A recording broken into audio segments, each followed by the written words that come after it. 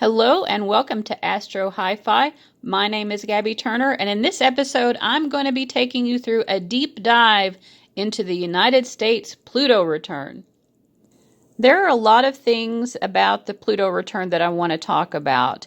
We'll talk about the return specifically and what that means, although if you're aware of the United States Pluto return, you probably have some idea of what it is already, so I don't want to spend too much time just on the general overview of it. There's just so much to talk about, though. You know, this is a potent transit. It's a rare transit. Pluto takes almost 250 years to complete a full orbit through the zodiac. And so this is the first Pluto return for the United States. It's a momentous and sort of a coming to maturity moment for a nation to have this transit, similar to for a person who's having their Saturn return. When Saturn returns around ages 28 to 30, you kind of have to grow up and face the consequences or reap the benefits of how mature or how lacking in maturity you've been up to that point. With Pluto, it has more to do with the symbolism of Pluto, which is not necessarily about maturity and being respectable the way that Saturn is, and, you know, being responsible and all of that. Pluto has a lot to do with power and control dynamics. It has a lot to do with shared resources, which of course is an important aspect of a nation because you have a whole group of people who are sharing a country and the resources of that country together. And in terms of power and control, of course, you know, there are big issues at play in terms of who has power within the nation, who does not have power. Another aspect of Pluto has to do with the symbolism of deep wounds.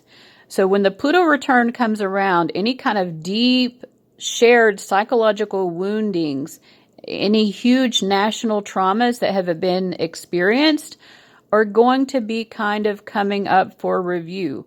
And the Pluto return is going to, you know, kind of recalibrate the nation according to how this country has handled those types of psychological woundings and mass traumas. So those are some of the things that the Pluto transit in return is true about for any nation.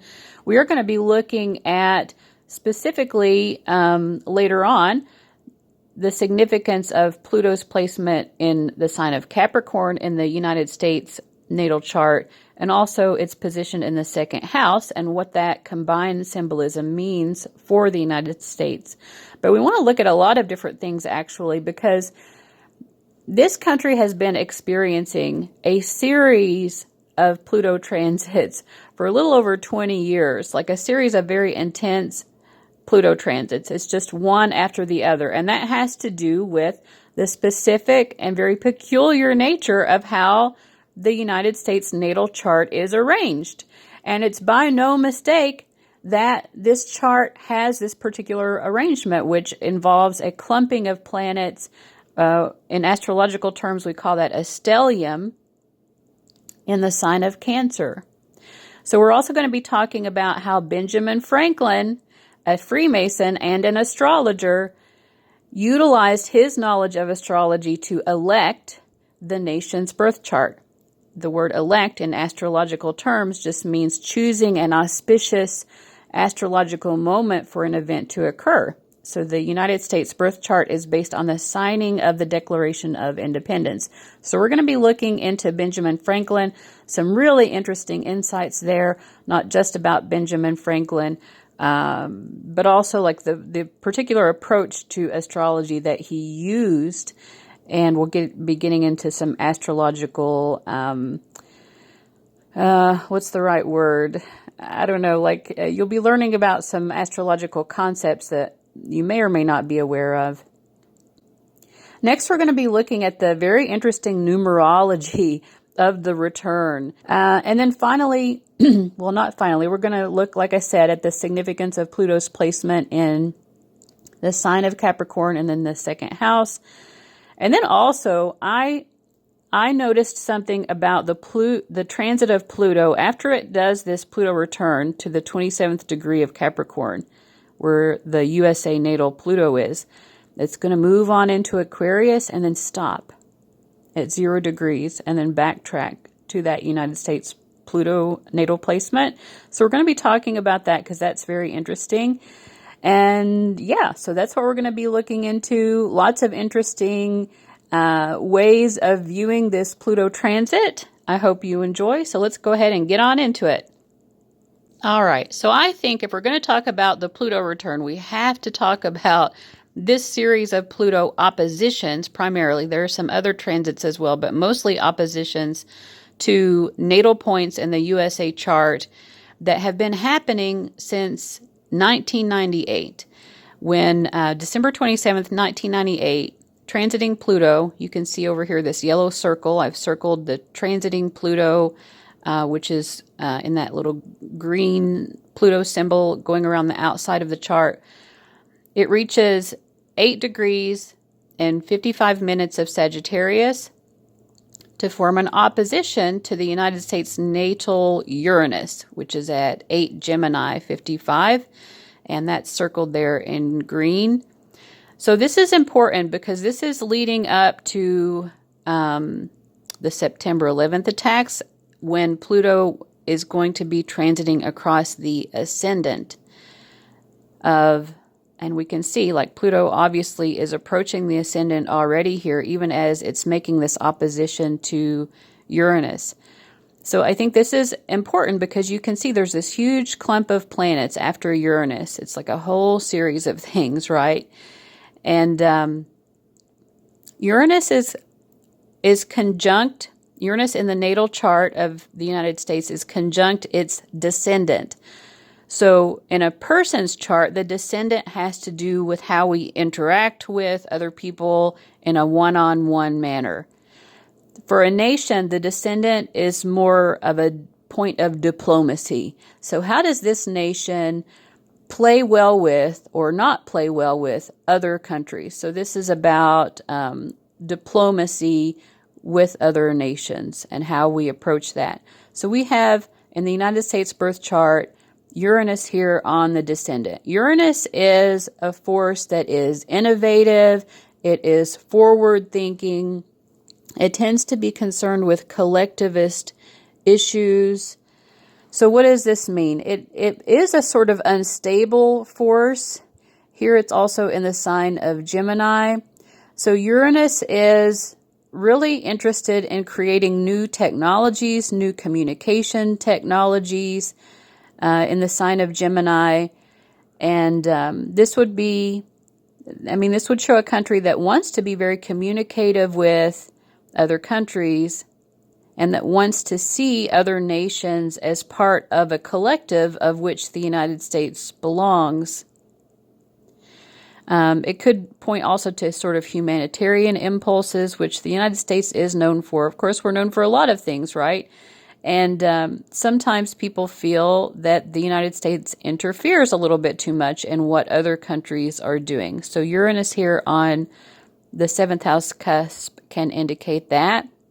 And in fact, that is probably one of the factors that led to the September 11th attacks, was this feeling that the United States doesn't seem to know its own boundaries. And in any case, we have Pluto transiting via an opposition to that point. Pluto, which is transiting through the 12th house, right? So supposedly the U.S., military intelligence wasn't aware of these attacks that were being planned. Who knows if they knew it or not? There are a lot of secrets, right? And this was going through the 12th house. The 12th house is a very secretive house in and of itself. There's a lot of unknowns. It's a little bit like a hall of mirrors. You never know exactly what's going on in the 12th house. It's like a mirage. You can think that you're seeing one thing and really be seeing another. But Pluto, the planet of power and control, of shared resources, of transformation and psychological woundings is approaching the United States Ascendant and makes its first opposition here to Uranus on December 27th, 1998. And this leads up to the September 11th attacks. But this Uranus opposition, the Pluto's transit opposite to Uranus that we just looked at on the previous image, also leads up to an entire series of oppositions, because you see I've sort of highlighted in purple all of these planets. We start with Uranus here at 8 degrees of Gemini, and then we have Mars at 21 degrees of Gemini. And then we have this stellium in Cancer, Venus, then Jupiter, then the Sun, and then Mercury, all in the sign of Cancer. And so, yeah, I mean, I've listed the dates here for the very first moment when the exact opposition occurs. When we look at astrological transits, though, we don't, the impact of a transit, it sort of reverberates out from that exact moment of the aspect being at the same degree and minute and all of that. It reverberates outward, before, in all directions, so we can feel and experience a transit as it's approaching, and it definitely leaves an impact that is still sort of reverberating and being felt, even as it continues to move on. But I have listed the dates when these oppositions were first exact. So Uranus, that opposition was in 98, and then Mars, Pluto was transiting opposite to the USA Mars in 2004. It opposed the United States natal Venus in 2009. It opposed natal Jupiter in 2011, the Sun in 2015.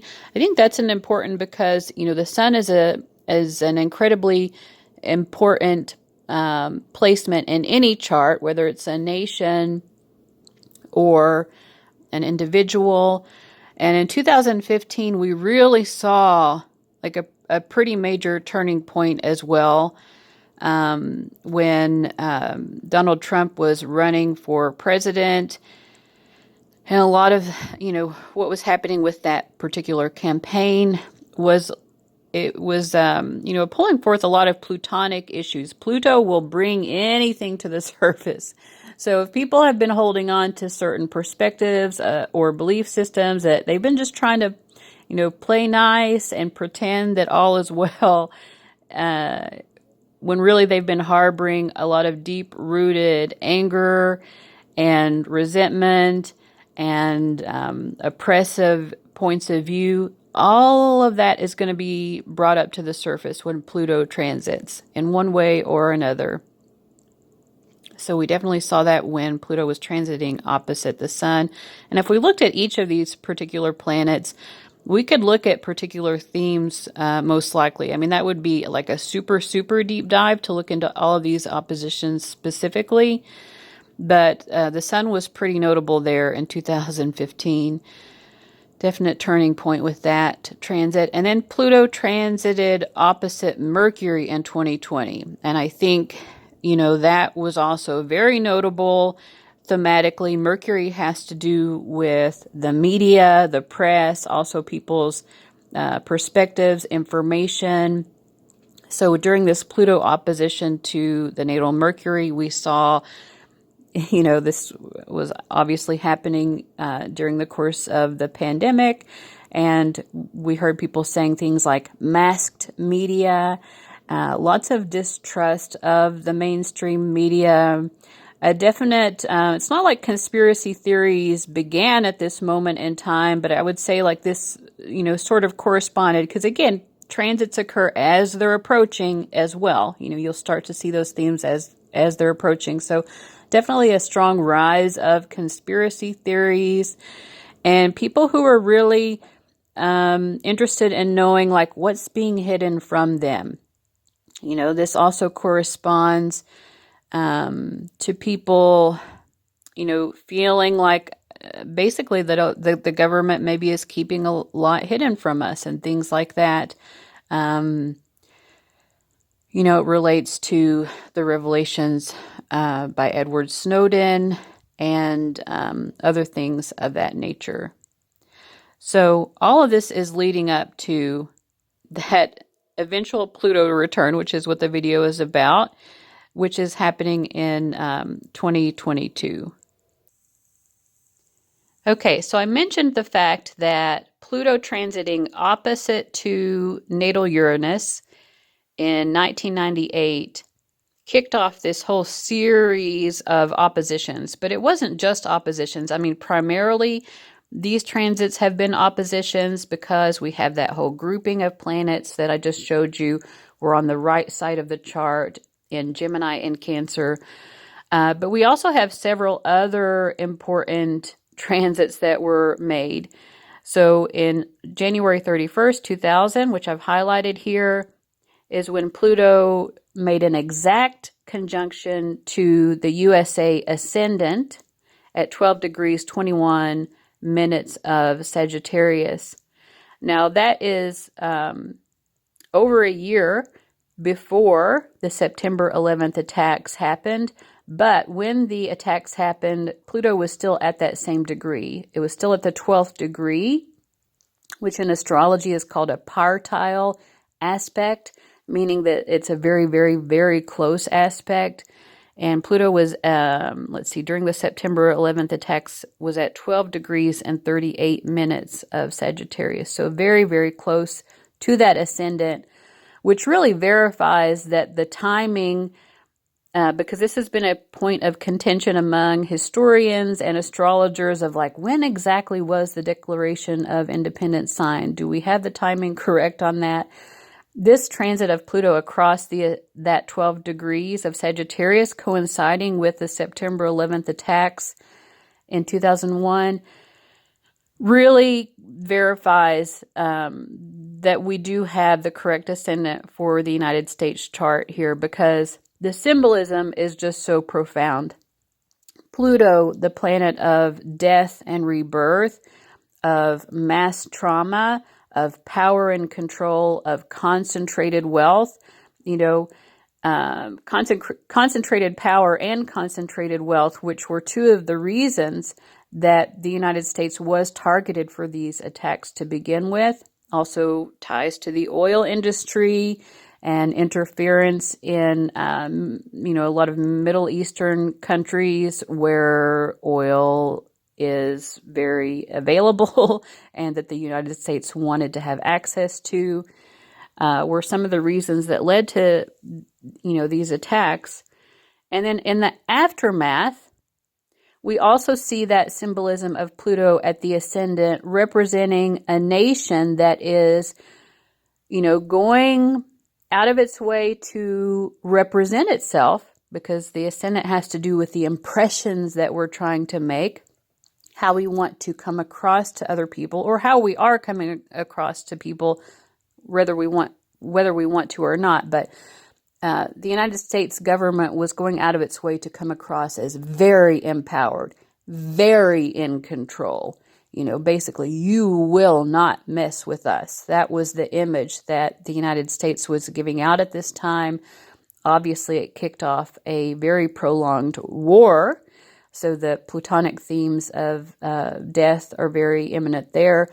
And of course, a lot of people feel that this war was primarily more about, a continued interest in the wealth generated from the oil industry, which Pluto is symbolically connected to. I don't know if I mentioned this yet or not, but Pluto is symbolic of any sort of underground source of wealth, and that can be literal in terms of like gemstones and minerals, the oil industry, but it can also be more metaphorical. And Pluto can also be related to any kind of wealth that is generated through loss or trauma or death. So of course a war, especially a war that seems to be fought over oil, and in response to mass trauma, is very highly correlated with the themes of Pluto. That transit also really shaped a lot of the way that the nation was seen, just in terms of the New York skyline, which is a pretty iconic, skyline associated with the United States. The Ascendant is kind of the doorway into a nation. All right, so that was a really important transit, very impactful transit. Pluto transiting across the United States Ascendant. And it kicked off, like I said, this series of oppositions, but we also have a sextile to the moon. And that aspect, let's see, first perfected, that was in, 2007, January 5th, 2007. Pluto is at 27 degrees and 10 minutes of Sagittarius, forming a sextile to the natal moon, which is at 27 degrees, 10 minutes of Aquarius. So this is basically the people. The moon in a nation's chart represents the common person, the common people of the nation. So this is just showing, this war, at this time, the Iraq War was having a very profound effect on the common person. Lots of people were being sent off to fight in this war, and they were coming home, to be given funerals. And a lot of this was kind of hidden and glossed over. The media wasn't really showing a lot of this because the war itself was being promoted. So I don't want to get into that too much, but we can see that this is also a really important transit. Before that, of course, we had that opposition to Mars. That, of course, correlates to, the aggression of being at war to begin with. And then we have oppositions to Venus, opposition to Jupiter, to the Sun, and let's see, in 2015, also a square to the natal Saturn. So this was happening basically at the same time as that opposition to the Sun. And I mentioned this a little bit before, some of the world events happening around this time. Donald Trump was campaigning for president. This really began to change the kind of landscape of the United States, and we saw a definite increase in divisiveness in the country at this time, and a lot of attitudes being brought to the surface, a lot of grievances and hostility being brought to the surface here. There was also a trine aspect formed when transiting. Pluto was at 22 degrees Capricorn. It trined the natal Neptune. That was in 2019. So a year before COVID-19 was declared a pandemic.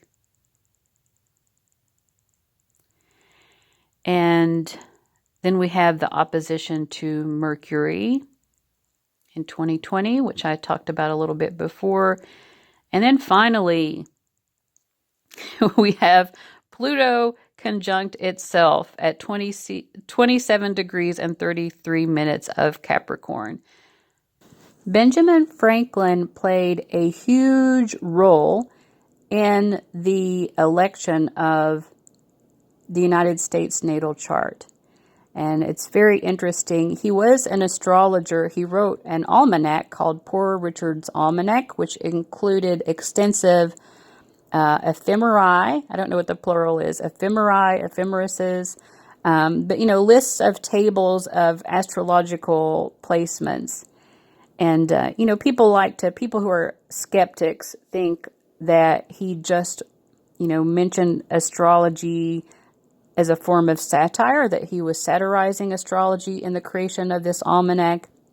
But that seems very highly unlikely, considering how much effort he put into the creation of this almanac and how precise it was. It took a lot of astrological knowledge to put together these tables and to put out these almanacs.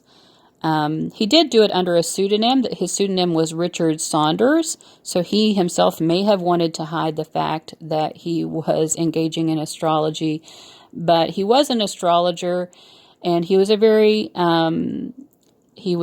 adept astrologer, and he used his astrological knowledge to help elect the U.S. chart, to select a very potent moment for the signing of the Declaration of Independence. Now, I'm going to get into the specifics of that, but first I want to talk about, the fact that he was a Freemason, because this also is very influential. When people think that it's, silly to even consider the fact that maybe a secret society or some sort of hidden group of people could be having a tremendous influence over world events, we have to think about the fact that so many of our founding fathers were Freemasons. George Washington, James Monroe, Ethan Allen, John Jay, Sam Adams, John Paul Jones, and Paul Revere. 9 of the 56 signers of the Declaration of Independence were definite Masons. I mean, probably there were more, including John Hancock, with another 7 signers who are suspected to either be members or who had ties to the fraternity. 13 of the 39 signers of the Constitution were Masons, as were 33 of the 74 generals of the colonial army. Now, this is important as it relates to astrology, because Freemasons generally do believe in many forms of sacred geometry. Astrology is a form of sacred geometry, and Freemasons definitely practice it. Now, I am not a Freemason. I've never been involved with them, but I do know that they're interested in lots of esoteric lore and esoteric means of acquiring knowledge of, how God constructs the universe. I mean, their primary symbol, which is this compass with the G standing for God on it, refers to that very thing, the fact that God is utilizing geometry to create existence. Also, it's not just the founding fathers who were Freemasons. 15 of our presidents were as well. Aside from Washington and Monroe, the list includes Andrew Jackson, James K. Polk, James Buchanan, Andrew Johnson, James Garfield, William McKinley, Theodore Roosevelt, William Taft, Warren G. Harding, Franklin D. Roosevelt, Harry S. Truman, Lyndon Johnson, and Gerald Ford. Okay, so I had to give a really big shout out here to the folks over at magiastrology.com, and I've linked to some articles on their website below in the description box. You'll definitely want to check those out. This is where I first came across the awareness that Benjamin Franklin elected the United States birth chart, and Magi Astrology goes into details about how he did that, and I'm going to explain it to you. So modern astrologers, when they talk about conjunctions, they're talking about aspects that are being made in terms of degrees of the zodiac. So, for example, here you can kind of see visually that Venus and Jupiter are close together, right? In terms of degrees of the zodiac, Venus is at 3 degrees Cancer, and Jupiter is at 5 degrees, almost 6 degrees, about to go to the 6th degree of Cancer. So that's a conjunction because they're very close to the same degree of the zodiac. But we can also look at it in another dimension, which is how close or far these planets are from the ecliptic.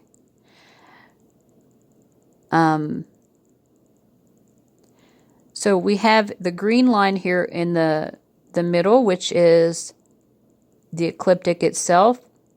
And the top of that is the Tropic of Cancer, which goes up to 23 degrees, 26 minutes north of the ecliptic.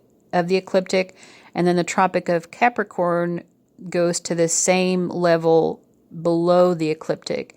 What does this mean? So the sun, when it's traveling around, well, the sun isn't actually moving, but from the way that we view the sun moving through the heavens, it appears to move because we're moving around it. The highest it's going to get is that level that the Tropic of Cancer is at. The lowest level that the sun is going to get down to is where the Tropic of Capricorn is. And the ecliptic is the sort of like halfway point between the two. The other planets also generally move through this pathway that the sun has determined.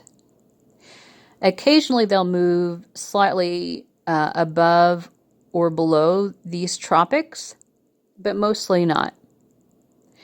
But when Benjamin Franklin was trying to decide when he wanted this signing of the Declaration of Independence to happen, he knew that these planets would all be aligned in a conjunction in terms of their declinations, which means that they are all running along that same level of height above the ecliptic. So they are basically parallel to each other. I hope this is making sense. So they're conjunct in more ways than one. You know, this stellium, they're all grouped together, close together in the zodiac, right? There are a total of 360 degrees in the whole zodiac. And these mostly are situated in the sign of Cancer. So they're all together in Cancer. And then we have Mars over here in late Gemini, which, still basically coming to the party, right? And Mercury is over here in late Cancer, still coming to the party, but a little bit separated from the rest of the group. But they're all basically running along that same line, very close to that Tropic of Cancer. And so that's part of why he elected this specific date. And that's also why we have this grouping of planets so close together. When Benjamin Franklin was thinking about a specific date, he was thinking of it in much more visual terms. Like when you look up in the sky, are you going to be able to see these planets together? That's something that he was concerned with. So in other words, even though these planets are close together in zodiacal degrees, meaning, for example, from the point where Mars begins at 21 degrees Gemini, over to where Mercury is at 24 Cancer. That's a total of about 33 degrees that they're all clumped together. That's pretty close considering, like I said, that the total zodiac is 360 degrees, and they're all over here in this 33-degree span of longitude. When we're talking about the degrees of the zodiac itself, we're talking about longitude. But what if they had been at a different latitude?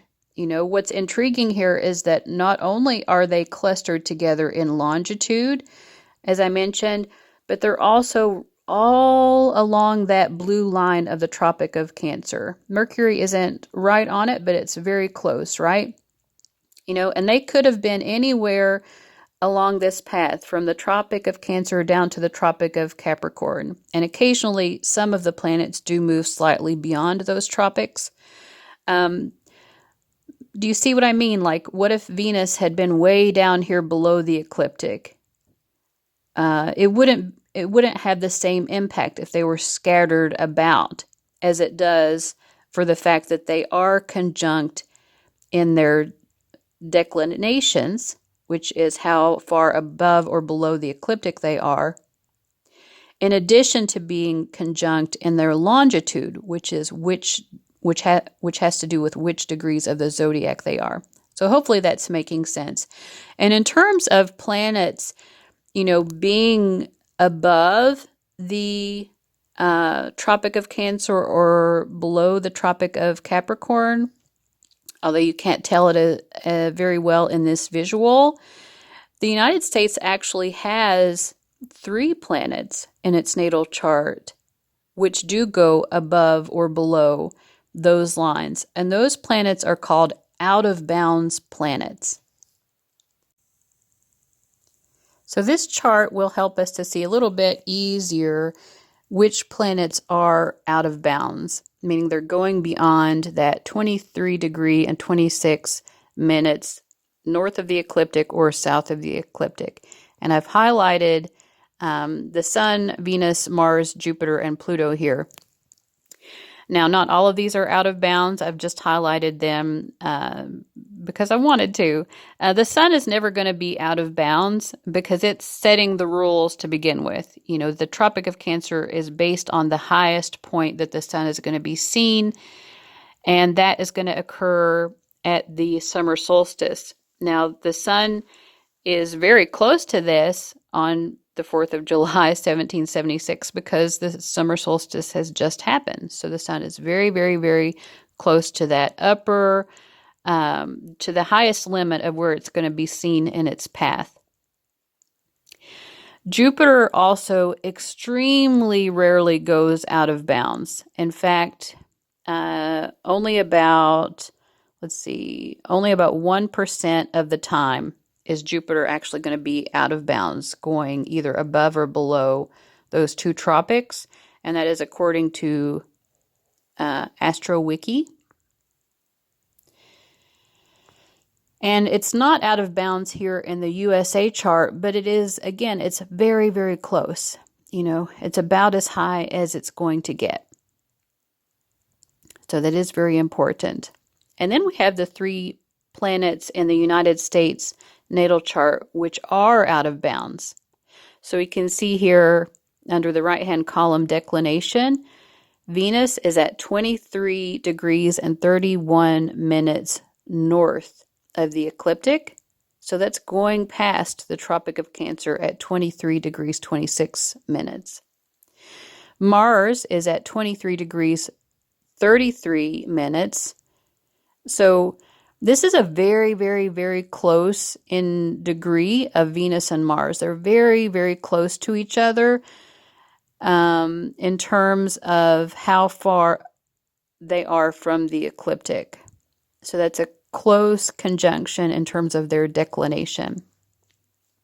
And it means that they are both out of bounds. And we're going to talk a little bit more about what the significance is of out-of-bound planets in a moment. But finally, the star of the show in this video, Pluto himself, out of bounds. He's out of bounds to the south at 23 degrees 43 minutes. And Pluto only goes out of bounds about 10% of the time, Venus about 12% of the time, and Mars about 17% of the time. And there are some planets, I don't know if I said this already, but some of the planets just never go out of bounds. The Sun, obviously, because the Sun is setting the pace to begin with. Saturn does not go out of bounds, you know, very rigid. Saturn is so rigid, so anal retentive. Neptune never goes out of bounds. And Uranus does go out of bounds, and you'd think, being such a rebel, that Uranus would do it more often, but only about 8% of the time.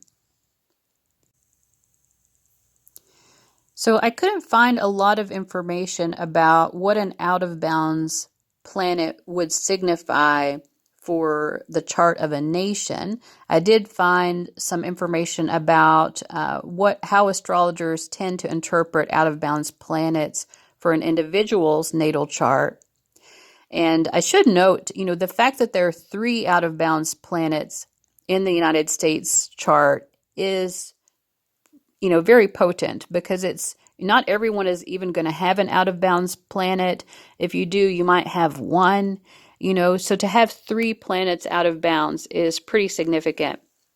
So let's look at what some people say about the significance of out-of-bounds planets. Astrologer James Burgess says, people with multiple out-of-bound planets may feel at odds with society and yet are in fact visionaries who are ahead of their time.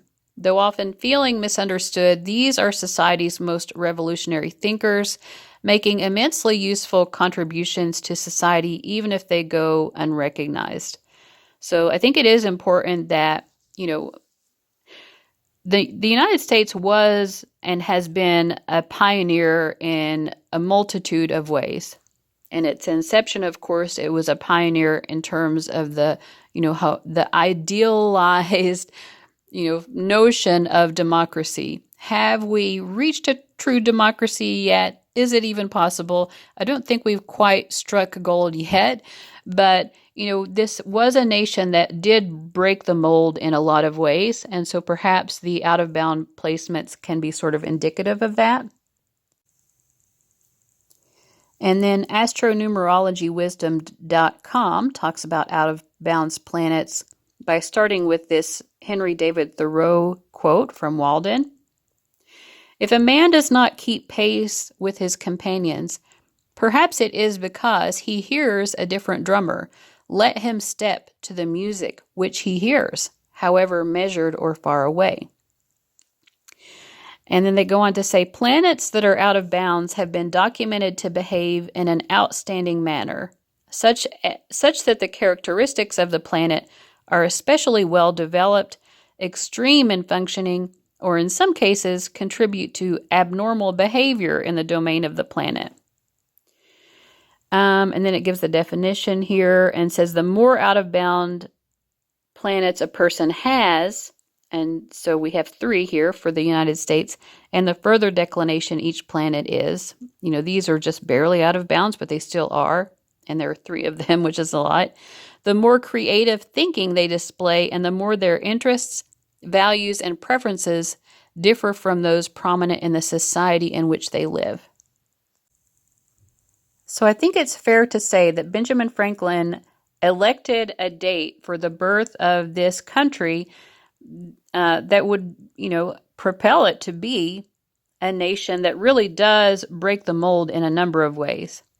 So with that said, let's look at some interesting correspondences between Benjamin Franklin's own natal chart and the United States natal chart. We'll just look at that for a moment, but I think it is also, important enough to point out. So Benjamin Franklin actually has 3 extremely close to the degree conjunctions to the United States natal chart. So if you look at the chart image here, on the inside we have the U.S. chart, and going around the outside, that second outside blue tinted circle, we have Benjamin Franklin's chart lining up here. So we'll notice, if you look at the pink arrow there, Benjamin Franklin's sun is at 27 degrees of Capricorn, which is exactly conjunct the United States Pluto. Now, would Benjamin Franklin have known this? No. Pluto had not even been discovered yet. Pluto actually wasn't discovered until 1930. However, this is a very interesting conjunction because, again, this is happening in the United States' second house, which is the house of money and resources, income, labor, and business. And it's involving Pluto, which is an extreme wealth generator. And currently, of course, this is up for change at any moment, but currently, and for a long time now, the United States has been the most wealthy nation in the world. And we have Benjamin Franklin's sun exact to the degree. It's not exact, but it is at the same degree. It's not to the same minute, but to the same degree, which is a very, considering again that there are 360 degrees in the entire zodiac, what are the odds? And it's so interesting because there are all these financial implications here of this particular conjunction between Franklin's sun and the USA Pluto. And what do we call money? A lot of times we talk about the Benjamins, one of the most notable currency notes that the United States has Benjamin Franklin's face on it. And then we have this, expression, it's all about the Benjamins, that relates specifically to money. So even his name is invoked when we're talking about money itself. So I just thought that was interesting. And also we have a conjunction of his Uranus. Uranus also hadn't been discovered at the time of the signing of the Declaration of Independence, but it wasn't too long afterwards. In 1781, actually, is when Pluto was discovered. But the Uranus in Benjamin Franklin's chart, if we look at this yellow arrow, which is pointing to it, is to the degree 6 degrees of Leo conjunct the United States North Node. So the North Node is about what our specific challenge is, what our soul wants to accomplish in this lifetime. So the United States North Node is in Leo in its 8th house. So this is a nation that is very determined to get a lot of attention regarding its use of power and its use of shared resources, its manner of generating extreme wealth. And Benjamin Franklin's Uranus is there. Uranus is the inventor, the innovator, which definitely he was. And, I'm not an expert in Benjamin Franklin, but I think that there are some of his inventions and innovations that we still utilize today.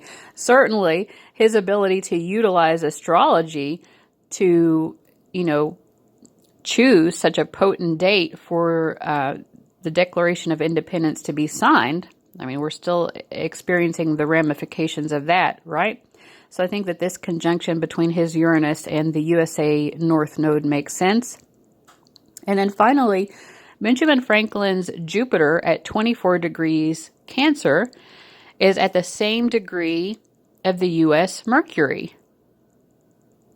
So that is interesting because he was one of our founding fathers. Mercury in the chart of a nation has to do with documents, for one thing.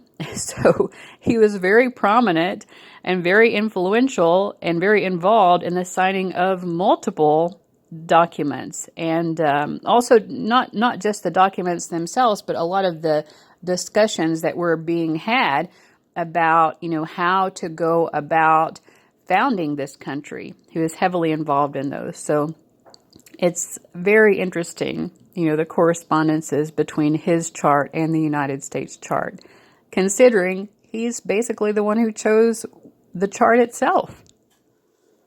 All right, there are so many repeating twos involved with the numerology of this Pluto return that I think somewhere earlier in the video, I probably said February 22nd, 2022. And in fact, I kept thinking that was the date of the initial Pluto transit when it first hits, that first exact conjunction to the natal Pluto.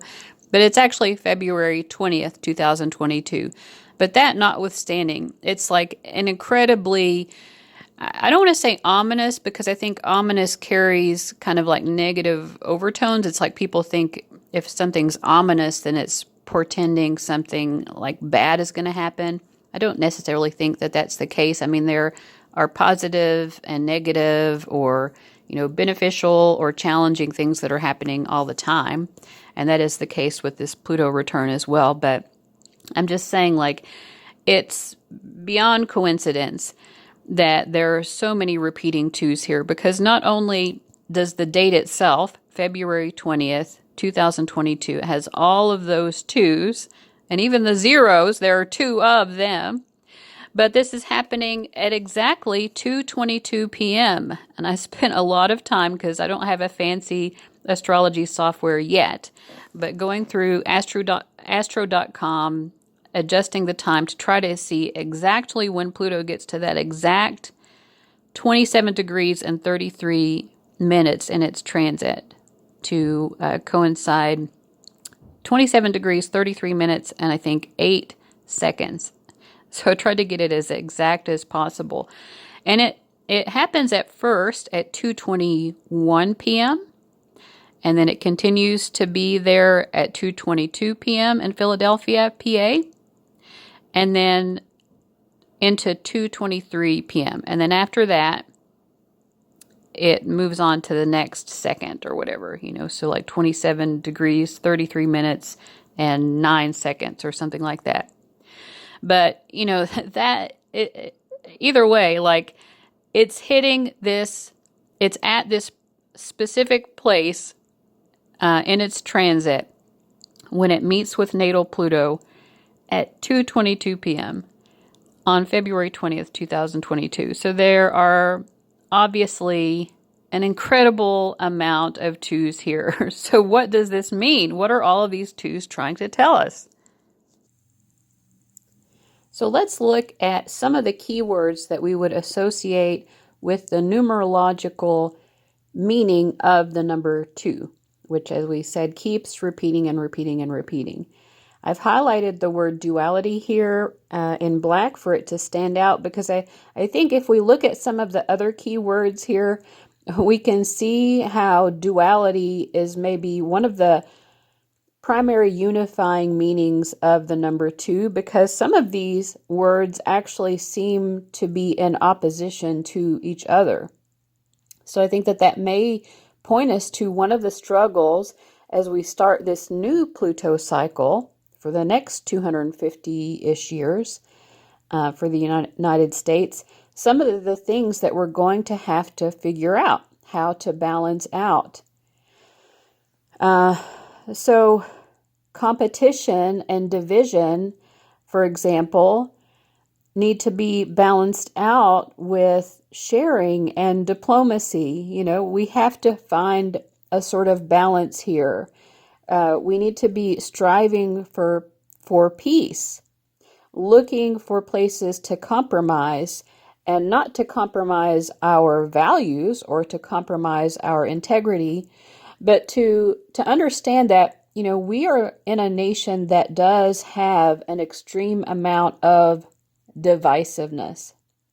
So how are we going to get to a place where we can be more cooperative with each other, where we can, strike that place of harmony, where we can understand that people are allowed to make their own choices and to believe what they want to believe, and as long as they're not hurting anyone, to live their life the way that they want to live it. This is a number that's all about understanding how to relate to other people. It's a very Libran number, really, or a very Venusian number. So it's about understanding that, we're going to understand ourselves better when we compare and contrast ourselves to others. We're going to see similarities between ourselves and others, but we're also going to see differences. So when we see those comparisons and those contrasts between ourselves and other people, how are we going to, understand all of that in a way that is harmonious, that brings greater balance between seemingly opposing forces, so that there isn't so much division in the country or in the world. This country has a strong presence in the world at large as well. So especially when we think about, foreign diplomacy, we have to think about that as well. How are we going to be engaging with other countries? In terms of resources, which Pluto has a lot to do with, how people are taxed, how resources are sort of meted out, who has the power to say how these resources are distributed and whether they're distributed fairly or not. So we have to think about sharing, and we have to think about how we can mediate through the differences that we do have so that we don't find ourselves at a stalemate. So I think I've covered all the grounds here, really, except for that word close to the top there. I didn't touch on intuition. So intuition is a part of the number 2 as well, and I think that has to do with balancing the head and the heart. Again, back to like the influence of Libra and Venus. It's about understanding, we don't have to choose either logic or intuition. Maybe I should have even put logic here on this image. But when we balance our head and our heart, that's when we actually come to the greatest balance of opposing forces, seemingly opposing forces, logic versus intuition, our head versus our heart. That's when we actually have the most ability to move forward smoothly and effectively. So to get back to the word feminine up there, I think that, we're really going to see the influence of the divine feminine expressing itself through how Pluto, moves through this next cycle that it is now beginning to create. Every time we have a return, it's like planting the seeds for the next cycle. When the United States was formed, Pluto was planting its seeds for what it wanted to accomplish in those first 250 years based on the energies that were happening at the time. So now it's the same thing again. And these twos are asking us to really find the greatest balance that we possibly can find so that we can, as a nation, move forward effectively. And I think it is actually a very positive omen that all these twos are appearing. I think that it really is demonstrating to us that we do have very much the ability to tap into this harmonious approach to life and to engage in diplomacy both internally and with other countries as well, and to do so effectively. Now, if we skip back for a moment to this Pluto return chart, which you see on the right side here, I've made two little purple circles around a couple of the planets. I didn't mention this before, but you'll see, to continue this, theme of the number 2 just appearing everywhere, the planet Neptune in the return chart. So that means I made a chart for the specific moment of when Pluto has returned to its natal placement.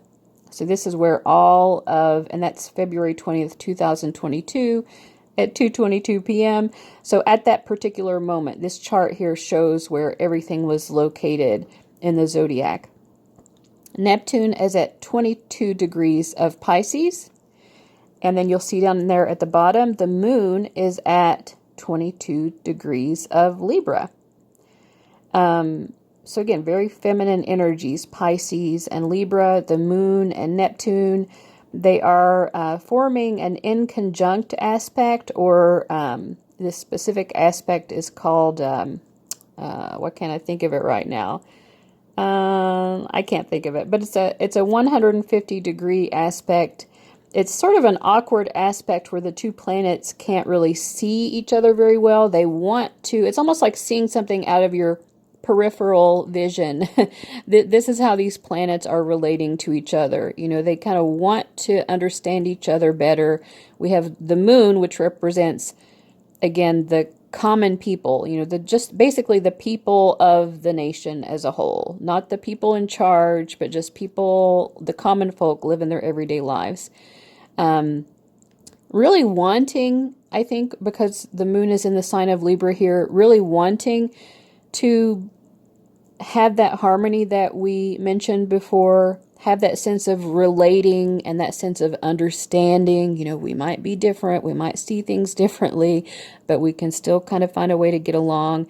And then we have Neptune in the sign of Pisces in the ninth house. The ninth house has to do with belief systems and, things like that. Neptune and Pisces are sort of like, I feel like basically there's still a sort of confusion here where people are having trouble. They want to have harmony with each other, but there's a lot of difficulty and confusion about understanding why do other people believe what they believe and that type of thing.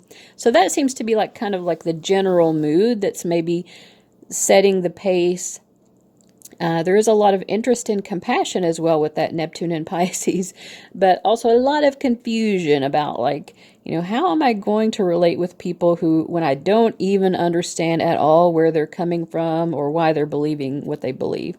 That's kind of setting the pace for how the Pluto energy is going to be approaching, compromise and harmony and balance going forward over the next approximately 250 years. So also, I wanted to look at the number 22 as well, because in numerology, that is called a master number, and it's a really important number. So let's look really quickly at some of the symbolism of the number 22, because it is repeating in the chart also. All right, so I'm not myself necessarily an expert in numerology, although I really enjoy numerology. So I've taken a screen grab of ganeshaspeaks.com, their entry here about the master number 22. And if you want to go to their website, you can see at the top of the page the specific web address for this entry. So this is what they say about it. The master numbers in numerology are considered to be the most powerful number out of the rest, and thus master number 22 is also called the master builder or the master architect. I really like that one, especially since we've been mentioning sacred geometry here. The term master architect, seems very meaningful. It holds so much power that it can turn big dreams into reality if worked upon very sincerely. The number 22 in numerology is a very inimitable number. The original Hebrew alphabet consisted of 22 letters, representing everything from creation to eternity. Circles also prominently refer to the numerology number 22, and thus it represents the totality of creation. I don't know a lot about math either, so I don't know specifically what they're talking about there, but I'm going to trust the information. This is the same reason why this number can make people the most successful as well. This number is said to be a combination of the number 11 and number 4, as it has the potential to be very intuitive, practical, and systematic at the same time, which is a very effective combination. I think what they're saying is that the number 2 has roots in the number 11, because it's the number 11 two times, and also the number 4 because if you add up 2 plus 2, you get to a 4.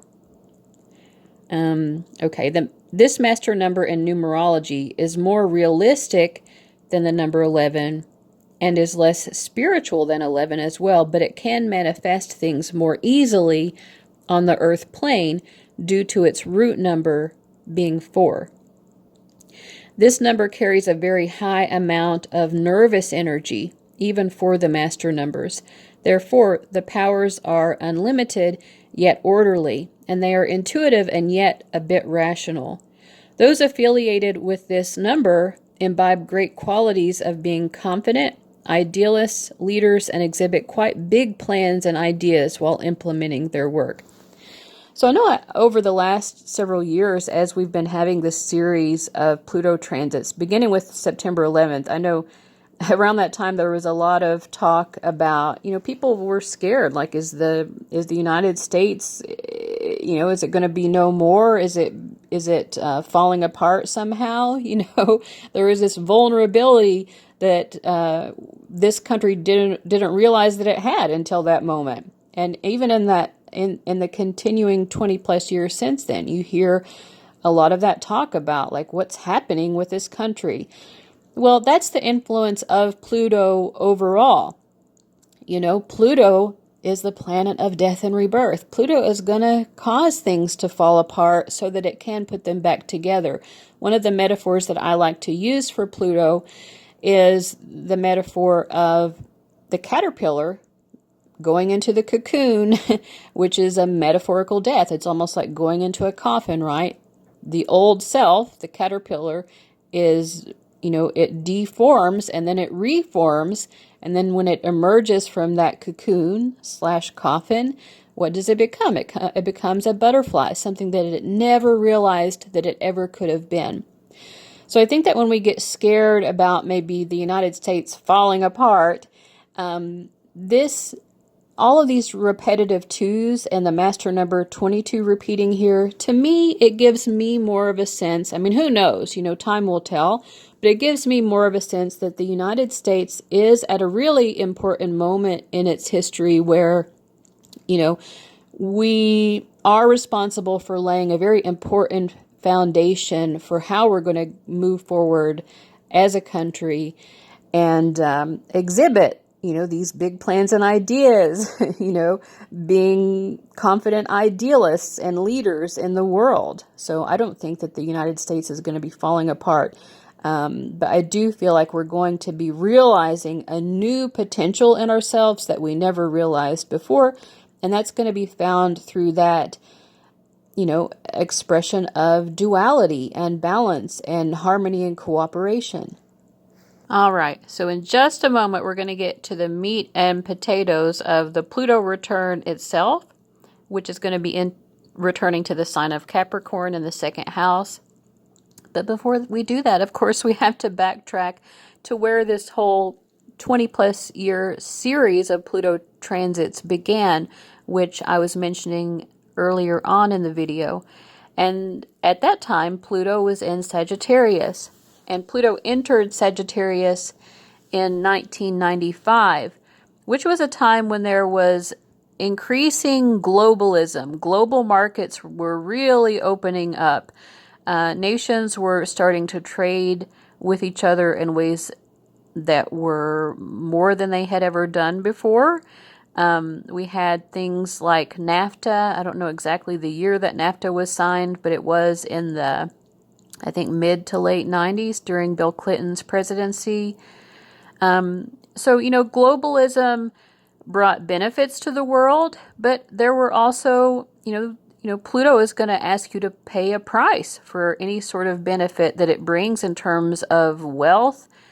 And globalism brought a lot of wealth to a lot of people, but it also brought a lot of devastation. And if we look through the keywords here with Pluto on the left and the keywords associated with Sagittarius on the right, we can really get a sense of what that Pluto transit through the sign of Sagittarius was like. So that was from 1995 until 2008 when it first entered Capricorn. There was just a lot going on in the world. The world was transforming and lots of wealth was being driven through lots of, foreign affairs, globalism. But we also had, of course, during this time, we had an increasing sort of scrutiny of different religious belief systems and how, religious belief systems could be tied to power dynamics, such as in the aftermath of 9/11, the huge soaring rise in Islamophobia, for example, and people who had absolutely nothing to do. I mean, this is one of the world's three most major religions, most of whom, the vast majority of whom have nothing to do with the type of a behavior that the Taliban was involved in. And yet those sorts of power dynamics and the, resulting oppression of an entire, people of faith was one of the results as well of 9/11 and of this Pluto transit through the sign of Sagittarius. We also saw a huge increase in mass media, specifically the World Wide Web.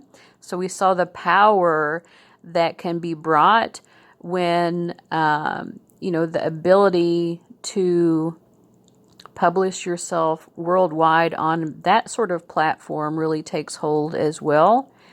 You can take a moment to look at these keywords and think about the time period of 1995 to 2008 and kind of think for yourself as well how you might make sense of this time period in terms of this Pluto transit.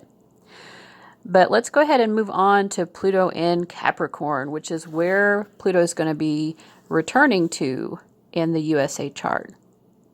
So when Pluto entered Capricorn in 2008, one of the major historical turning points, and I think one of, kind of a big signifier of what Pluto intended to sort of accomplish or bring light to sort of intensify and take to extremes so that it could no longer be ignored, is exemplified by the big bank bailouts that happened in 2008 when, we had this huge recession, and which was the result of, all of this housing market crash. It was basically a creation of debt, and debt that had been sold and sold and sold to the point that it had no meaning. And also all of these loans that were given to people who couldn't possibly afford them. Loans that the banks that were giving these loans knew that people would not be able to fulfill, and but they did it anyway because they knew that they could bundle it up with other loans and sell it to other institutions. So I think this was for the average person, just the idea that people are selling debt, that you could make money simply off of the creation of debt and the selling of it, was really highlighted by Pluto as well. And Pluto does have to do with loans and debt as well. Those are the two of the things that it symbolizes. Again, I said this at some other point in the video, but Pluto is associated with methods of generating wealth that have to do with the creation of a loss in some way, or any sort of wealth that's created through underground means, either literally underground, as in gemstones and minerals and oil, or metaphorically underground, as in people who are involved in, I don't know, this illegal sale of firearms or something like that. Those would be very plutonic sources of wealth creation. But the thing is, this was a turning point also in terms of the collective consciousness about these types of things. I remember very vividly because starting in 2005, I had gotten involved in social activism, trying to support a living wage. So I was doing a lot with the student activist group that I was involved with at the time, flyering and talking to people about, wealth inequity and, how the system was sort of stacked against people. It was really difficult up until 2008 when this market crash happened. It was really difficult to get people to really see that there was even a problem. But this is what Pluto does. Pluto makes the problem so obvious, and it takes it to such an extreme that you can no longer not see it. It pulls skeletons out of the closet.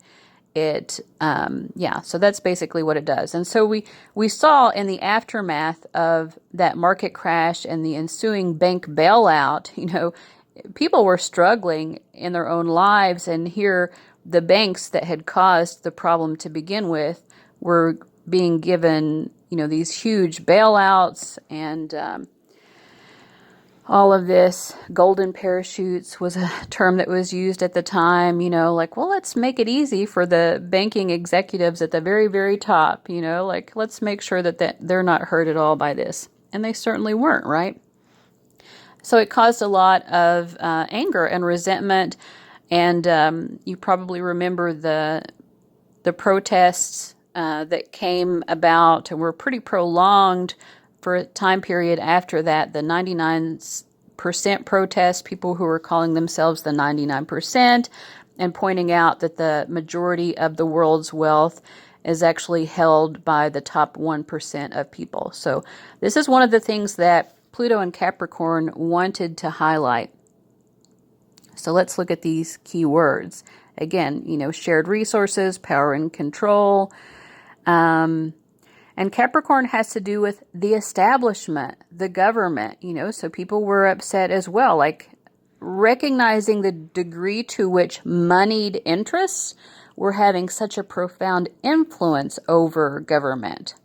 This was, again, like a huge turning point in mass consciousness, which is something that Pluto does. It has a very kind of psychological effect. And when we're talking about it in terms of world events, it's going to affect, if you're an individual having a Pluto transit to your personal chart, it's going to affect you psychologically as a person, as an individual. But there's a sort of shared psychology that we all have, collectively as well. And when we talk about Pluto in terms of world transits and how it affects us globally, we can see as well, there's a sort of psychological element here where, the shadows are brought to the surface.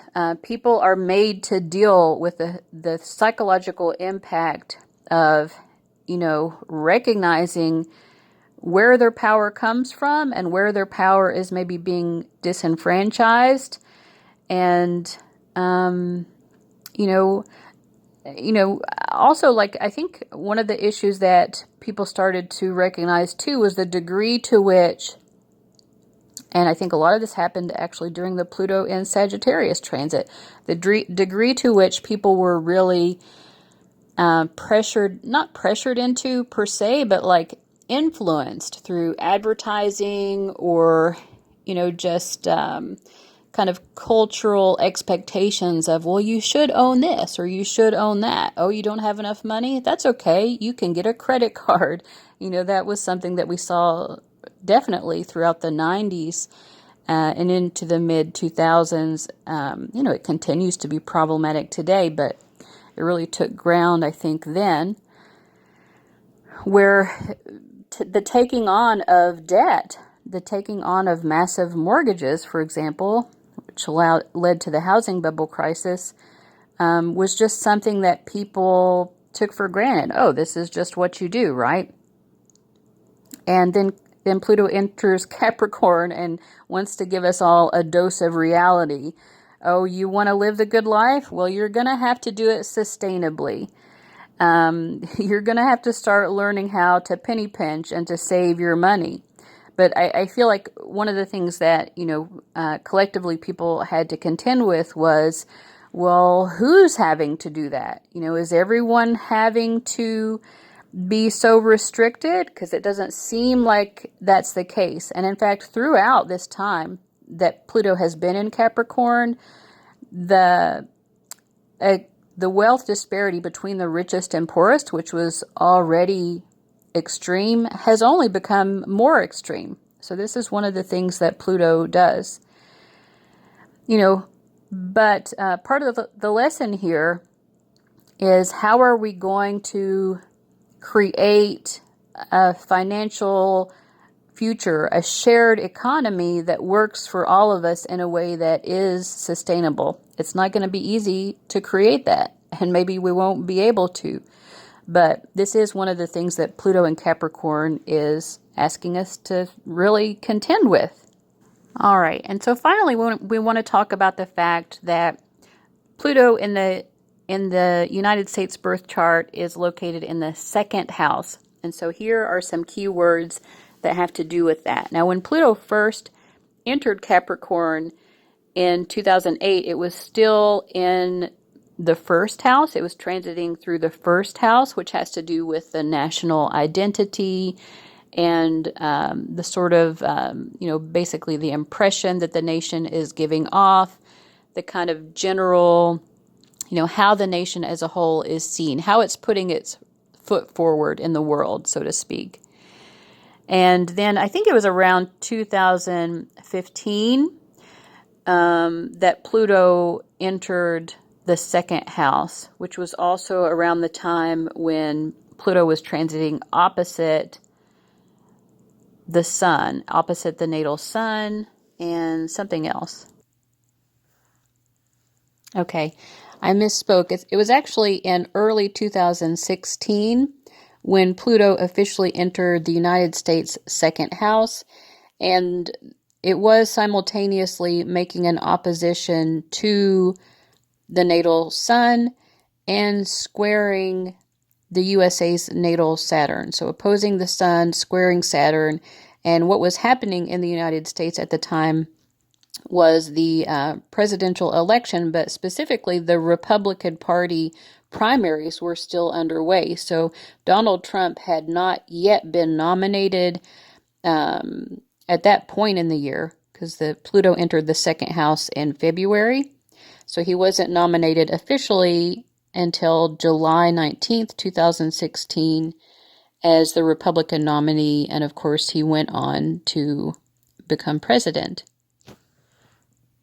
So it's interesting that a lot of the things that Donald Trump, the platform that he was running on, which focused a lot on building a wall between the United States and Mexico, really relates to a lot of these second house issues of, land and buildings. Also, personal property, just land itself. Land and buildings. I said that. The labor that's utilized to create resources, the idea that, people were immigrating and doing so because they wanted access to jobs that otherwise they didn't feel that they would have access to. So it brought up a lot of these questions around these types of things, what belongs to us as a nation versus what, are we willing to allow other people to have access to? So I don't want to make this all about Donald Trump, but he definitely was very much on the national, a focus of the national consciousness at the time, going back to that sense of divisiveness that we were talking about when we were looking at the numerology of the number 2. He really stirred up a lot of divisiveness that was probably, just under the surface. But again, when Pluto makes a transit, Pluto is going to bring things up. So it's worth noting as well that one of the things that Donald Trump is most known for is the fact that he is a businessman, which is a very second house thing to be involved in. And he's involved in building buildings, very tall buildings, big hotels and things like that. Buildings that are specifically meant to provide comfort, beauty, and practicality, and all of those things. But let's look here as well at, let's bring all of these keywords together here. This isn't my prettiest visual for the video, but okay, so Pluto in Capricorn in the second house. So let's just take a moment. Pluto wants people to be empowered, but you can't become empowered if you don't have an ability to see where you're lacking that empowerment. Pluto also creates mass wealth, but it does so through utilizing mass debt or mass loss. It regenerates by laying waste, which is basically what fertilization does. It creates loss and pain in order to give birth. Any sort of giving birth to something means that something has to be lost in the process. Nothing new can be born without something, being transformed or lost. And generally there's some sort of birthing pain that happens, right? Pluto is a very healing influence, but one of the metaphors that I like to use for Pluto as well is that it's kind of like a surgeon who's come in to remove a tumor, and you definitely want that tumor to be removed, right? That's toxic. You don't want that in your body. But Pluto is like, yeah, but I'm not going to give you any anesthesia. I'm going to remove the tumor, but you're going to feel it. This is what Pluto does, because if Pluto locates something that shouldn't be there, that's toxic, that needs to be removed, Pluto wants you to remember how hard this healing process was so that you aren't tempted to return to hitting bottom again, Pluto also has to do with secrecy and the power held within, keeping secrets or having things, knowing something that other people don't know, all of that. Pluto has the ability to overthrow or to be overthrown. And of course, as we've mentioned, Pluto has strong connections to the oil industry and all underground sources of wealth. And then if we look at those Capricorn themes here, Pluto really wants us to be driven towards achievement. This nation has an intention of being a high achieving nation. That's why it's Pluto was in the sign of Capricorn when it came into being, right? When it was created as a nation. And in the second house, because there's this influence of we need to create, we need to build, this was a huge expanse of land, and there's a lot of focus on industry. And unfortunately, one of the primary ways that the nation was built up and the finances of the nation were built up were through slave labor, So that's another extreme trauma. Pluto has to do with traumas. And how are we going to account for those? The trauma of slavery in the United States is a trauma that still has not been accounted for. Economically, psychologically, or otherwise, the impact continues to reverberate out. The slavery itself doesn't exist, but the impact of it still does. And but it's one of the primary reasons why this nation is as wealthy as it is. So I think also that's something that is going to have to be contended with. As we begin this new Pluto cycle, are we going to be able to, or are we not going to be able to? I don't know, but Pluto is definitely bringing those issues to the surface as well. Also the issue of the land itself, where did the land come from? This land is your land, this land is my land. But the founding fathers were like, mostly this land is our land, doesn't belong to native people anymore, right? So those are also issues of, how is this country going to start become more responsible to the amount of trauma that has been incurred through the process of this extreme generation of wealth that seems to be held in the hands of primarily people at the very, very top of the hierarchy, which is a Capricorn issue as well, hierarchies and the establishment.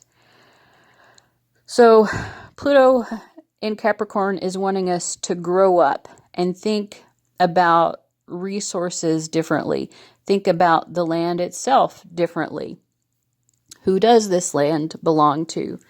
Does it belong to anyone? Maybe it just belongs to Mother Earth and we happen to be occupying it.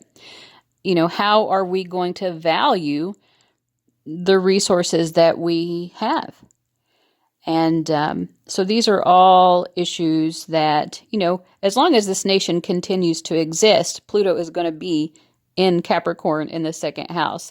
But when it's returning to that moment, to that place in the chart, it's also just bringing light to the fact that these are, issues that have wounds associated with them. But wherever there is a wound, however deep the wound is, that's also how deep the opportunity for healing is and the need for it.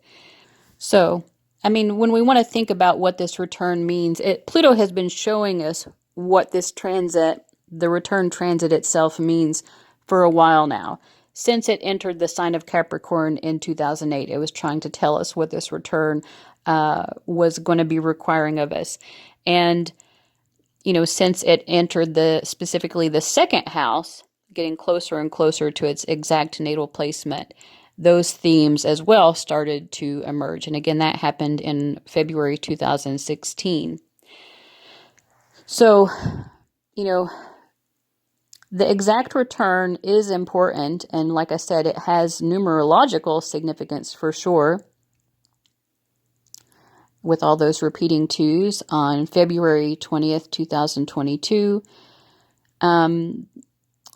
It's also going to be crossing over a couple of other times. July 12th, 2022, it'll go back over it via retrograde, and then forward again on December 29th. 2022. That'll be its last exact conjunction that it will make. but it will make one final partile conjunction. Partile means that it's not exact, but it's like super close. It's at the same degree. So on October 11th, 2023, Pluto is actually going to back up via retrograde again to that 27th degree, not to the exact minute. So it won't go back all the way to where that Pluto natal placement is, but it will hit Pluto one final time at the end of 2023. And that's significant as well because it's going to be helping to usher in a little bit of that age of Aquarius energy that we love so much. So that'll be the final thing that we talk about before we wrap up this video. So let's talk about Aquarius. All right, so March 24th, 2023, Pluto is going to move to 0 degrees Aquarius. And then in May of the same year, it's going to stop. It's going to station, which means it comes to a halt right there at that 0 degree. It'll be at 0 degrees and 22 minutes of Aquarius, and it stops right there. And that's really important for a number of reasons. For one thing, anytime a planet is moving and it stops to either turn retrograde or stops to turn direct again, that pivot moment, the degree that it's pivoting on, is always a degree where there's a sort of concentrated energy. So here it's happening at 0 degrees Aquarius. Now, the 0 degree of any sign, even if there's not a planet pivoting on it, if you have something happening at 0 degrees Aquarius, whatever it happens to be. At the end of 2020, for example, Saturn and Jupiter formed their great conjunction in their own cycle with each other at that same degree, 0 degrees Aquarius. So this is a really important, it's a very highlighted degree lately.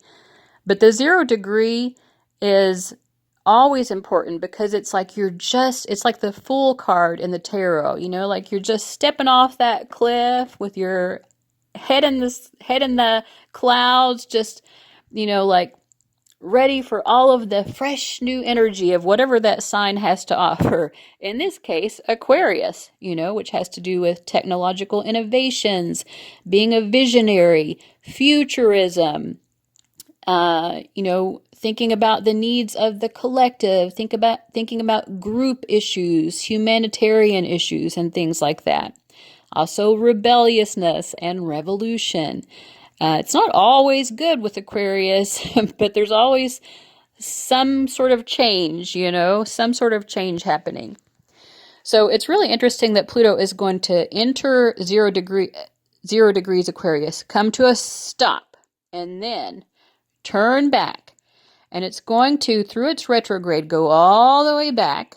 And then on October 11th, 2023, Pluto is going to reach 27 degrees and 54 minutes of Capricorn, which again, it's not exact, but it's very close and to the same degree of the USA's natal Pluto at 27 degrees 33 minutes. So then, it's going to go on forward, continue in its progress. It'll retrograde again. Pluto will, not all the way back to that 27th degree, but, it's a little hesitant, I guess, about fully going into Pluto, fully going into Aquarius. But on November 20th, 2024, Pluto will go into Aquarius, and it will stay there until 2043, when it will begin that back and forth motion of moving into Pisces. So, yeah.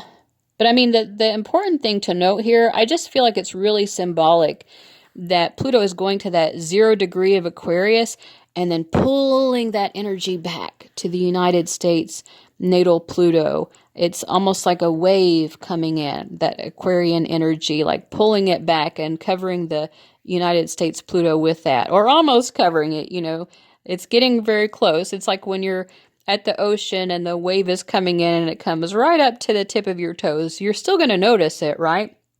So I think that, this is a sign of again, of asking for change, asking for reinvention and innovation. We got to do something new. We've got to step into the future somehow. And I think the United States Pluto and the symbolism of that is definitely going to be asked to sort of reinvent itself and evolve as well.